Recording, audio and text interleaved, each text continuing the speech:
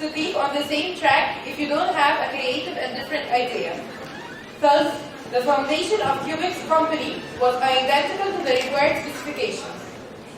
Karim decided to go for a risky, unrelated project to his study and give it a try.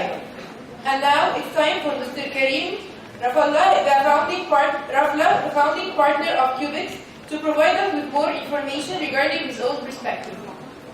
يسعدنا أن نقدم لكم نموذجا من الأشخاص الذي استطاع الخروج بتفكيره خارج الإطار النمطي الذي غالبا ما نقع فريسة له، مواجهة تحديات مجال الشركات الناشئة في مصر الذي من الصعب البقاء فيه بدون فكرة مميزة ومختلفة، وقد كانت فكرة الشركة الناشئة كيوبكس مطابقة للمواصفات.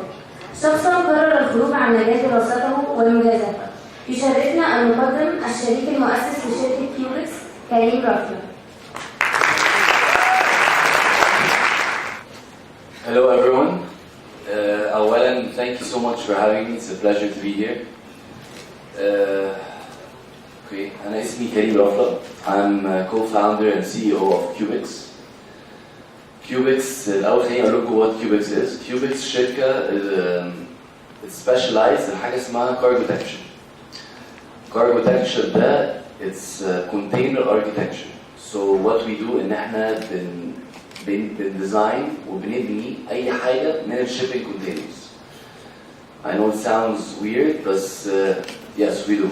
So what we do إن إحنا بنعمل 3 things. بندي 3 services بنسميهم ال 3 Ds. Design, develop, deploy. So what we do إن إحنا أول حاجة بنفهم what the customer wants. الابلكيشن بتاع الكونتينرز ده ممكن تعمل منه restaurants، بنعمل offices، بنعمل بيوت، بنعمل هوتيلز. بنبني دلوقتي actually أكبر مشروع في Middle East and Africa out of containers is going to be a whole shopping mall. So اللي احنا بنعمله عبارة عن ايه؟ أول حاجة هنقول لكم شوية حاجات تكنيكال كده عن الكونتينر. الكونتينر ده بيبقى بالنسبة لنا الأساس بتاعه هو الستيل ستراكشر اللي هو الفريم بتاعه. What we do إن احنا بنعمل له thermal insulation طبعا لأن بيبقى very much heat conductive.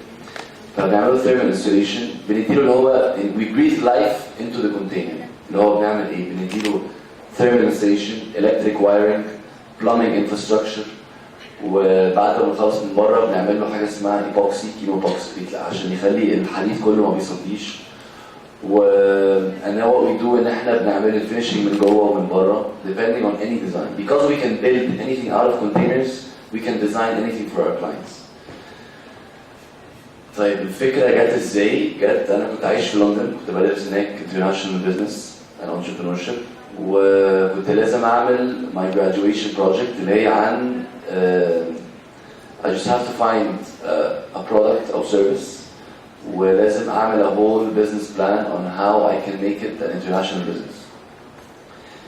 فقعدت أفكر على إيه ممكن تبقى حاجة interesting إن الواحد يقعد يشتغل عليها مدة سنة. يعني كنت هقعد أشتغل فيها مدة سنة كاملة. وبعد كده لقيت بره لندن مكان اسمه كونتينر سيتي. كونتينر سيتي دي a whole city مدينة كاملة مبنية من الشيبنج كونتينرز.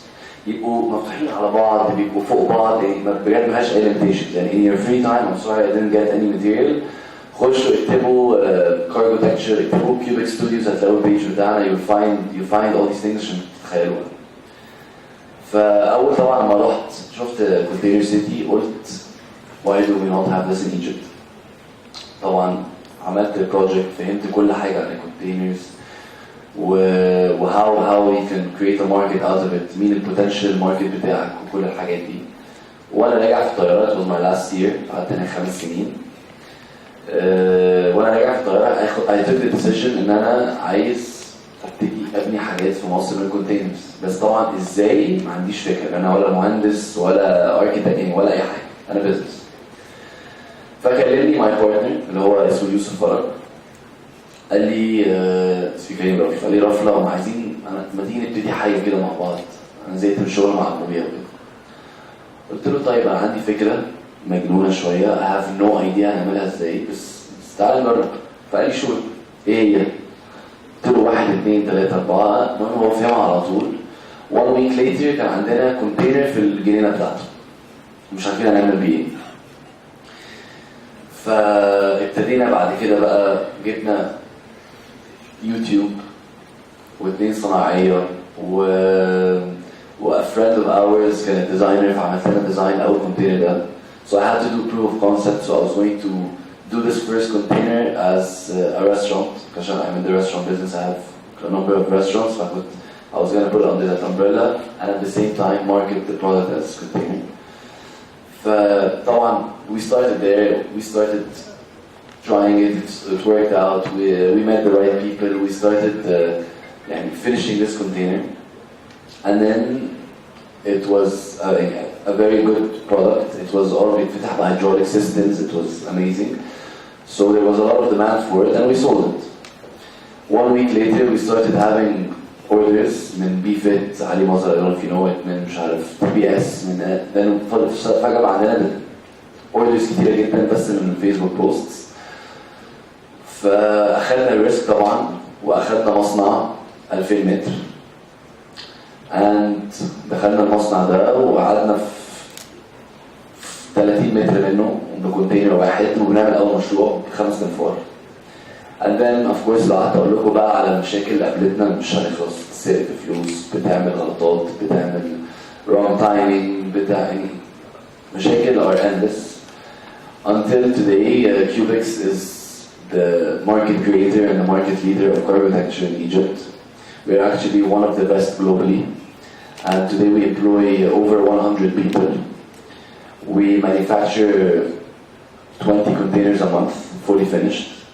We have worked with the biggest companies in Egypt, من أول food and beverage, من أول كل real estate developers, من all the malls, all the big boys in the market, and are our clients now. Like I said, we're building the biggest project now in Middle East and Africa, which is a whole mall. I can't tell you the client because it's confidential for now. وبس هي دي قصة Qubix. One last thing, because I know like most of you are students, right? Am I right? Yeah. Okay. And I'm sure we're كتير يعني. I just graduated 3 years ago. That's obviously from my experience.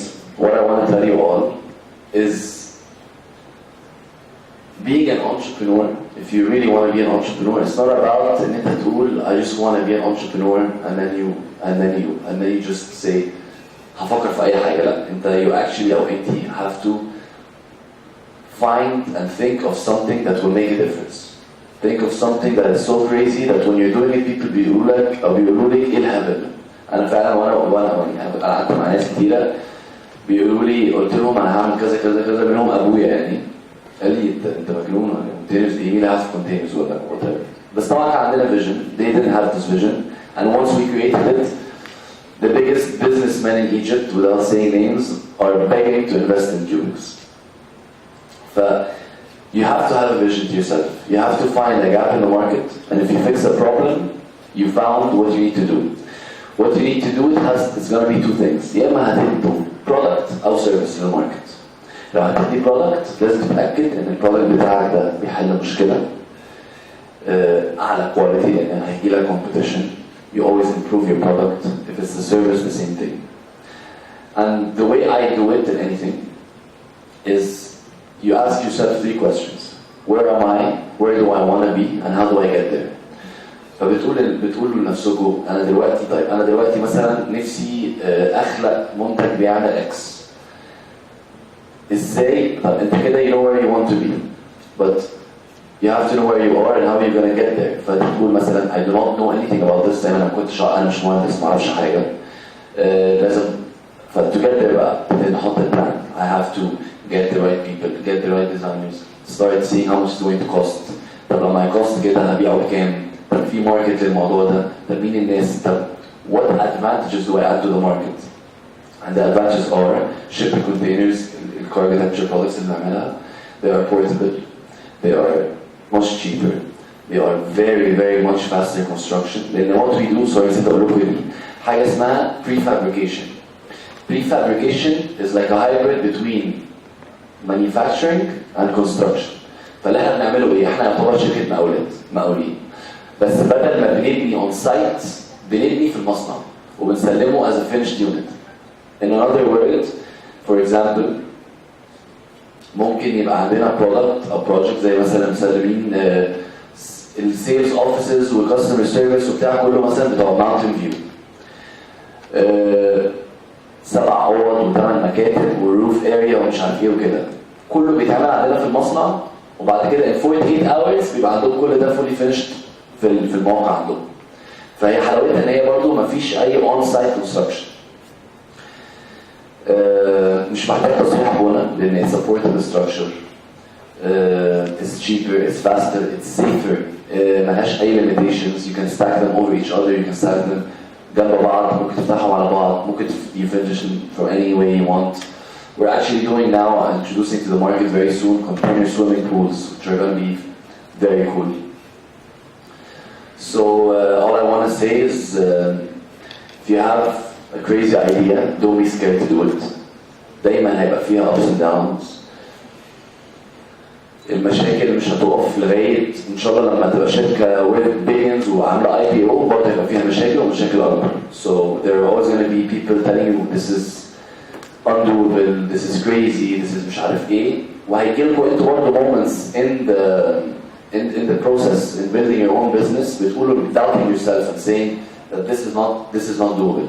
مش هتنفع مش هتنفع. So all I want to say is if you have a dream, if you have something that you want to do, it is doable.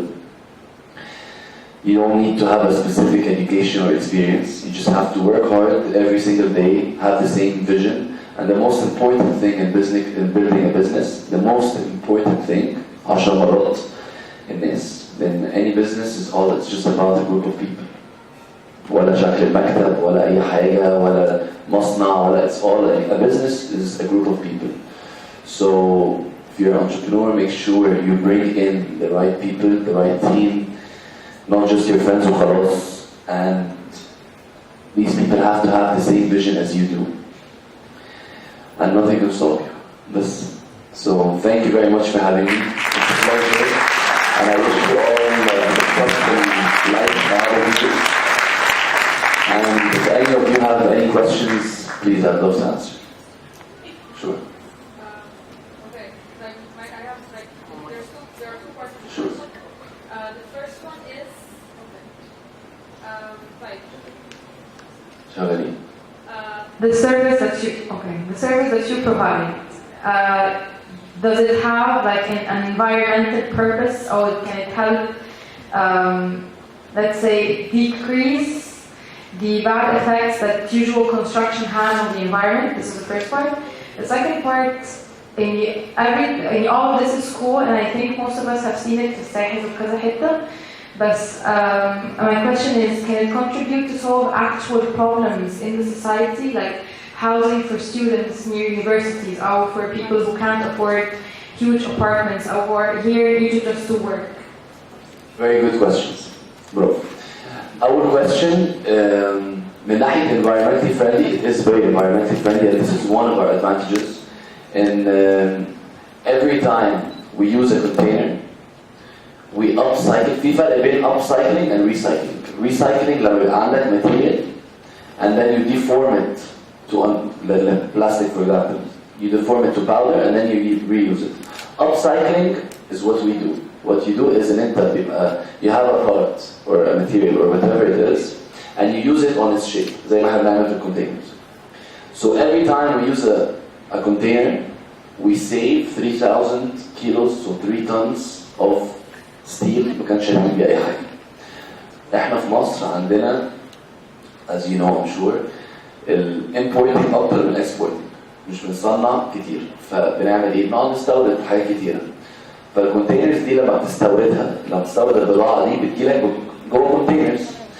It is very costly والشركات ما بتعملهاش إن هي ترجع كونتينرز فاضية. فبيعملوا إيه؟ بيسيبوها بالظبط. So we have an excess amount of containers. A lot of, وده مش في مصر بس, ده globally. Hundreds and thousands of containers unused مالهمش لازمة. فإحنا كل كونتينر بنستعمله صغير اللي هو 20 foot اللي هو 6 متر. We save 3,000 kilos of steel and double on the big container. And for your second question, Yes, now actually,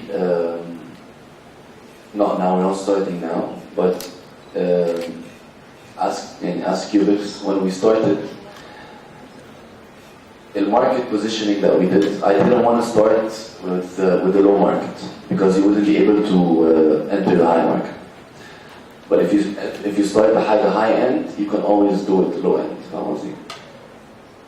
So what we did, and now we're working with mostly B2B, which is business to business, with the highest, most premium clients, with the highest quality, with the most marvelous products and projects that are willing to spend a lot of money, and this money we will be able to use it to show the world what you can do out of containers. But later on, and very soon, inshallah, I was in a conference with the ex-minister of Iskan from us, and they were speaking about it for Qubix, and I was telling them about it, and inshallah we will be doing. احنا عندنا في مصر المشكلة بتاعت العشوائيات. العشوائيات في مصر بتبني in a rapid scale اللي احنا مش ملاحقين عليه أصلا. So what we'll be doing inshallah later on إن احنا هنعرف على قد ما نقدر طبعا، it's a huge scale، إن احنا نبتدي نبني بيوت لل less fortunate people، للعشوائيات، بنعمل برضه للماركت برضه portable clinics للناس اللي في الأماكن اللي ما عندهاش good equipment والحاجات اللي بقى تلف عليهم. And we're gonna do a lot of products that are gonna help the society. This is definitely very true. Yes. Thank you. Any more questions? Okay. Thank you very much, guys.